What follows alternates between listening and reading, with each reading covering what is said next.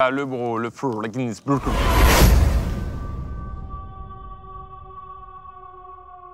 Aujourd'hui, je ne vais pas vous raconter une histoire comme je raconte souvent sur ma chaîne YouTube, une histoire où c'est des mésaventures que des gens ont vécues.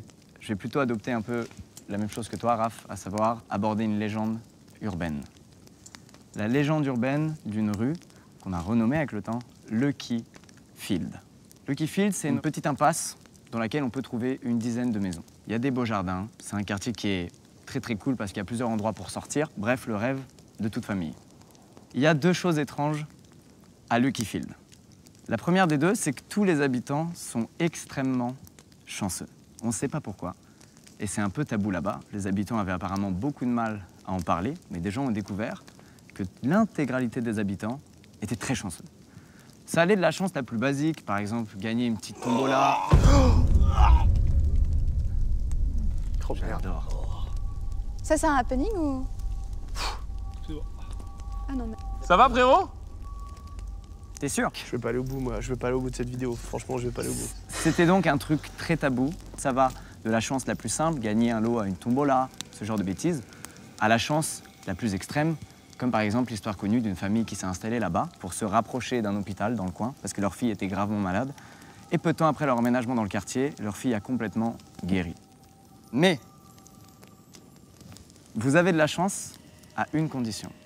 Cette condition, c'est de ne jamais regarder le sifflement.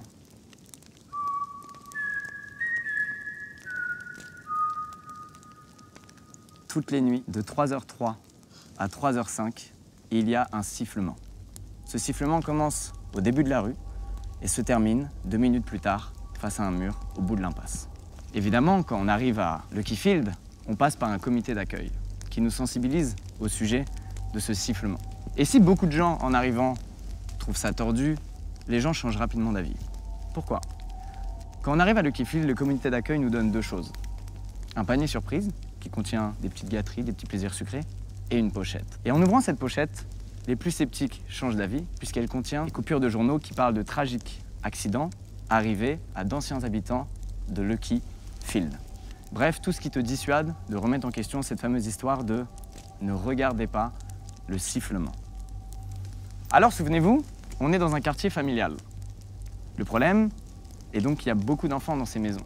Et que les enfants, quand on leur dit de ne pas faire quelque chose, ils ont envie de le faire.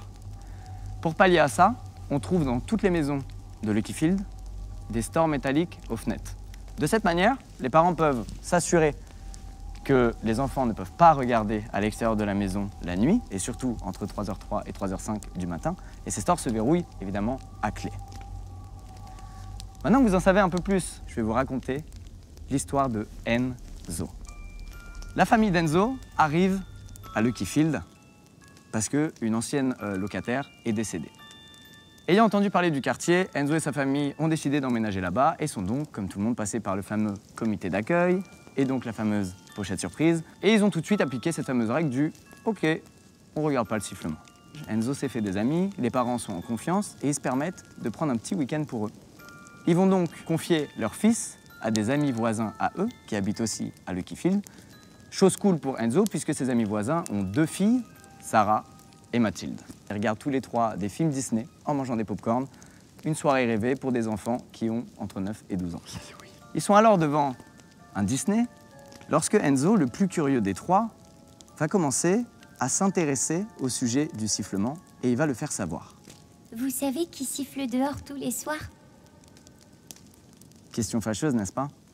Sarah, la plus grande des trois, change immédiatement de sujet et propose à sa petite sœur Mathilde et à Enzo de venir avec elle dans sa chambre pour jouer à la Nintendo.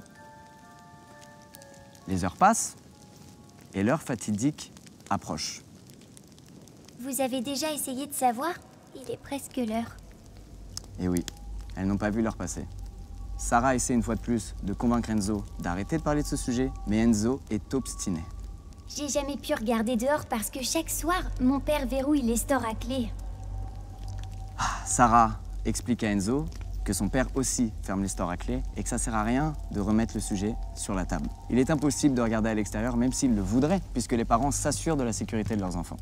Malheureusement, ce que Sarah ne sait pas, c'est que son père a pris la confiance.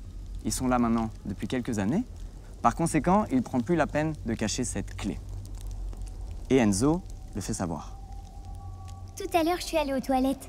Et il se pourrait qu'en chemin, j'ai fait un détour par la chambre de tes parents.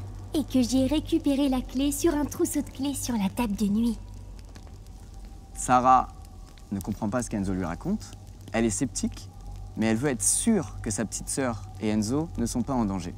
Alors elle leur demande de ne pas bouger, de rester dans sa chambre, le temps qu'elle s'assure que la clé est bel et bien toujours entre les mains de son père. Elle prend alors la direction de la chambre de ses parents, et avant même qu'elle réalise son erreur,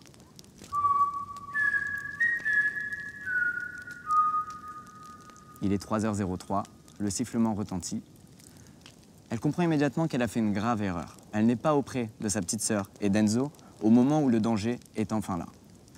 Elle sort de la chambre de ses parents en courant, en hurlant. Et elle surprend sa petite sœur aux côtés d'Enzo, collée à une fenêtre. Enzo, la clé dans la main et s'apprêtant à ouvrir le store métallique qui les protège. Elle se rue sur sa petite sœur et a le temps de lui cacher les yeux et de la mettre avec elle dos à la fenêtre. Elle entend le rideau métallique se lever et aussitôt le sifflement se coupe.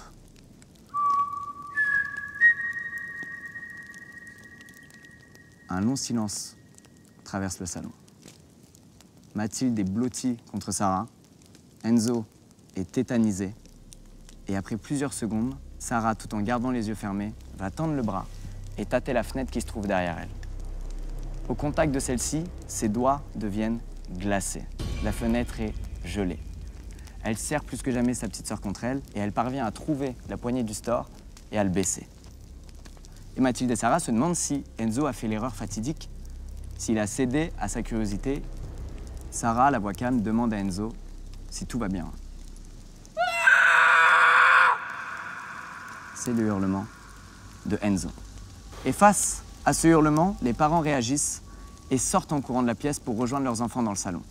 En arrivant dans le salon, ils se rendent compte tout de suite de ce qui s'est passé. Ils demandent alors à Sarah et Mathilde si elles ont vu ce qui se trouve à l'extérieur de la maison. Sarah rassure tout de suite son père en lui disant « T'en fais pas, j'ai pas regardé et j'ai caché les yeux de Mathilde. » Et avant même que le père ait le temps de poser la moindre question à Enzo, quelqu'un frappe à la porte d'entrée de la maison de nos amis. S'il vous plaît, n'ouvrez pas la porte. Enzo, d'une voix qui n'est pas du tout sa voix habituelle, ordonne aux parents de Sarah et Mathilde de ne pas bouger et de ne surtout pas ouvrir la porte. Les toc-toc continuent jusqu'à ce que la femme du père de Sarah lui demande d'appeler la police. Appelle la police. Nos amis sont figés face à cette porte d'entrée et le père de Sarah comprend que quelque chose ne va pas, quelque chose n'est pas normal. À peine il a le temps de se faire cette petite réflexion, il entend ça. Police. Police. Police. Une voix vient de l'autre côté de la porte. Une voix qui répète police. Une voix qui ressemble à 2 gouttes d'eau à celle de sa femme. Mais ça ne peut pas être sa femme puisque sa femme est à côté de lui. Et cette voix a l'air d'imiter... Cette voix a l'air d'imiter l'intonation de sa femme.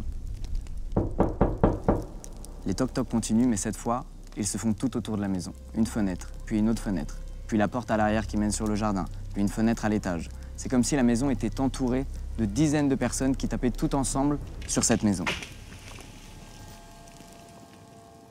Après plusieurs minutes de calvaire et d'incompréhension de la part de tous les habitants de la maison, un énième toc-toc arrive. Arrête, je te promets que je ne dirai rien à personne sur ce que j'ai vu. S'il te plaît, pars. C'est la deuxième fois qu'Enzo dit une phrase depuis qu'il a vu ce qui se trouve à l'extérieur de la maison. Aussitôt il termine sa phrase, aussitôt les bruits cessent.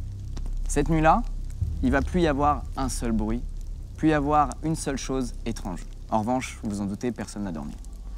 Le lendemain matin, tout le monde réalise à peine ce qui s'est passé et tout le monde est simplement dans le déni. Personne ne veut croire que quelqu'un a transgressé cette règle, pas quelqu'un de cette maison, pas sous la responsabilité des parents. Et pourtant, c'est bien ce qui s'est passé.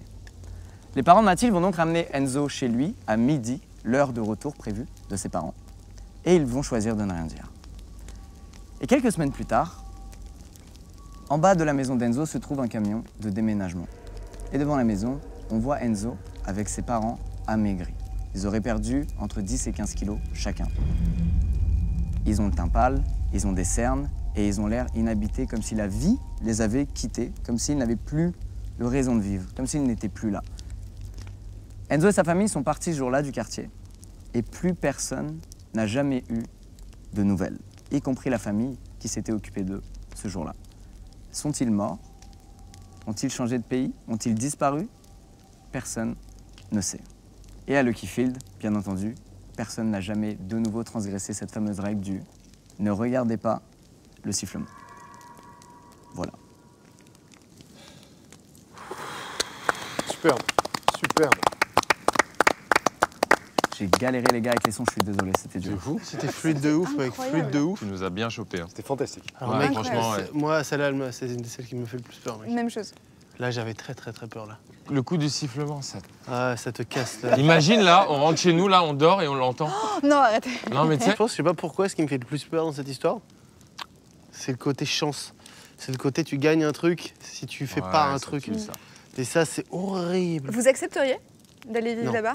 De ouf, pas Non, du c'est tout, c'est mort. mort. Mais moi, je dormirais pas à 3h du Non, mat non, si je sais qu'il y a ça. non. Imagine, tu rentres du boulot à 3h du mat. Ouais, je suis trop curieux, ça m'obséderait, Ouais. personnellement. Mais Est-ce que tu vas évidemment. céder à ta curiosité ou pas? T'as des enfants. Ouais, les hein. enfants, Ah ouais, moi, ça quartier m'a tué. familial, c'est ça qui est terrible. Non, ça, c'est terrible dans ce l'histoire. truc ça, porte c'est- chance. C'est super que tu jamais dévoilé ce qui se passait dans cette rue, parce que là, la Ouais. porte est ouverte à l'imagination. Ouais, Moi, c'est j'étais vrai. vraiment dans un truc, qu'est-ce que ça peut Qu'est-ce que c'est? être? Qu'est-ce que c'est? Donc Est-ce tu que j'ai- projettes tes pires peurs sur ce bruit, C'est quoi. horrible. Pour mon anecdote, j'ai une pression, les gars. Mais non, Non, zen, mais mec, tu vas assurer. zen.